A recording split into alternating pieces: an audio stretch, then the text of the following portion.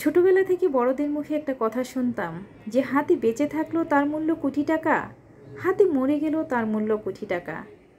জানি না কথাটা কতটুকু সত্য, আদৌ কি হাতির অত টাকা মূল্য আছে কি না। তবে আমার জীবনের অভিজ্ঞতা থেকে বলছি, হাতি নয়, কিছু কিছু মানুষের মূল্য বেঁচে থাকলেও কোটি টাকা, মরে গেলেও কোটি টাকা। সেই একজন মানুষের গল্প আজকে আপনাদের সাথে শেয়ার করব। হ্যালো ভিউয়ার্স, আসসালামু আলাইকুম। আশা করি সবাই ভালো আছেন। আলহামদুলিল্লাহ, আমিও ভালো আছি। 3 যুগের সংসার জীবন, সাজানো গোছানো, অনেক ভালোবাসার একটা সংসার। সরকারি চাকরি করেন হাজব্যান্ড ওয়াইফ দুজনই, গ্রাজুয়েট মানুষ।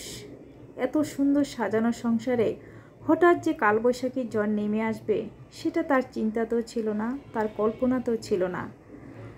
তার সংসারে এরকম কালবৈশাখীর ঝড় নেমে আসছে যে তাকে পরপারে পাড়ি দিতে হলো। কিন্তু সাজানো গোছানো সংসারটা কার হাতে রেখে গেল, কাকে দিয়ে গেল এই সাজানো সংসারের দায়িত্ব? আমরা নারীরা না অল্পতেই অনেক বেশি আবেগপ্রবণ হয়ে পড়ি, অল্পতেই বিশ্বাস করি, অল্পতেই ভালোবাসায় অন্ধ হয়ে যাই। সেই মানুষটিও তার হাজবেন্ডের ভালোবাসায় অন্ধ হয়ে গিয়েছিল। সে তার আশেপাশে আপনজনদের কারো কথা সে নিচ্ছিল না, কাউকে সে বিশ্বাসও করতে পারছিল না। ওই যে অন্ধ ভালোবাসা তাকে অন্ধ করে দিয়েছে। কিন্তু সে অন্ধ ভালোবাসার মানুষটি তার সাথে বিশ্বাসঘাতকতা করেছে, তার সাথে বেইমানি করেছে। সেই পৃথিবী থেকে চলে যাওয়ার পর সে একজন অশিক্ষিত মানুষের ফেলে দেওয়া অশিক্ষিত থুতু সে মুখে নিয়েছে। সেই মুখে নেওয়া থুতু নিয়ে সেই সাজানো গোছানো সংসারটাকে এলোমেলো করে দিয়েছে। সে জানে না যে তার শারীরিক চাহিদার চাইতে তার সন্তানের ভবিষ্যতের চাহিদা অনেক বেশি, অনেক ঊর্ধ্বে। একজন সন্তান উচ্চশিক্ষিত করে মানুষের মতো মানুষ করলে বাবা মায়ের এর চাইতে সুখ আর সম্মানের কি হতে পারে? বাবা মা তখনই সুখী শান্তিতে থাকতে পারে যখন তার সন্তানেরা সুশিক্ষায় শিক্ষিত হয়ে মানুষের মতো মানুষ হয়ে প্রতিষ্ঠিত হতে পারে।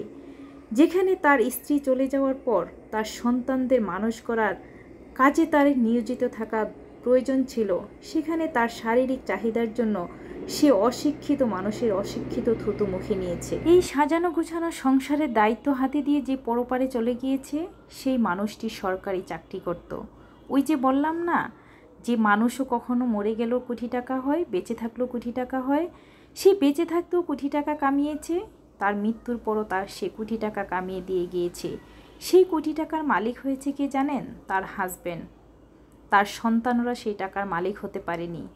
আসলে আমরা নারীরা এত বেশি বোকা, এত বেশি আসলে বোকা হয়ে যাই, ভালোবাসায় অন্ধ হয়ে যাই।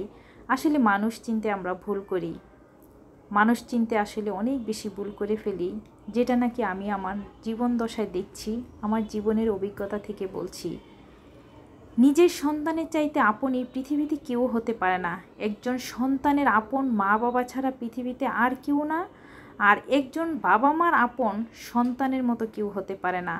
ওই যে কিছু কিছু বাবা মা আছে না বৃদ্ধাশ্রমে চলে যায়, এদের মতো বাবা মারা না বৃদ্ধাশ্রমে যেতে হয়। আপনার ব্যাংকে অনেক টাকা থাকবে, আলমারিতে অনেক টাকা থাকবে, কিন্তু আপনার সন্তানেরা যদি আদর ভালোবাসা যত্ন না নেয়, আপনার বিন্দুমাত্র ক্ষমতা থাকবে না একটা সময় এসে যে সেই টাকা দিয়ে আপনি কিছু কিনে খাবেন, কিছু করে খাবেন। আপনজন ছাড়া, সত্যিকারের ভালোবাসা ছাড়া কেউ আপনাকে কিচ্ছু করবে না। আমি ছোটবেলা থেকেই শুনেছি যে প্রথম প্রেম আর প্রথম স্ত্রীর মতো পৃথিবীতে আর দ্বিতীয়টি কেউ হতে পারে না। আপনার স্ত্রী আপনাকে যেভাবে আদর ভালোবাসা দিয়ে রান্না করে খাইয়েছে, আপনি যাকে বিয়ে করেছেন সে কি তা করছে? সে কি তা পারছে? সে তো সারাদিন টিকটক করছে, সে তো কোনো কাজই পারছে না, কোনো রান্নাই করছে না। কি করে পারবে?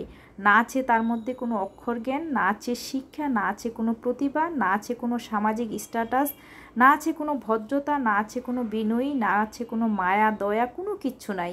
আপনি কি করে একজন জঘন্য এরকম একজন মানুষকে জীবনসঙ্গী করেছেন, যে ছিল তার নখের যোগ্যও না, যাকে আপনি বিয়ে করেছেন? আমার তো মনে হয় এরকম মহিলাই আপনার জীবনের প্রথম থেকে আপনার প্রয়োজন ছিল। আসলে আপনি আপনার মূল্য আপনার চাইতে বেশি পেয়ে গিয়েছিলেন, আপনি জানা তার চাইতে অনেক বেশি পেয়ে গিয়েছিলেন, সেজন্য সেটার মূল্য আপনার কাছে ছিল না, সেটার মূল্য আপনি দিতে পারেননি। একটা মানুষ চলে যাওয়ার পর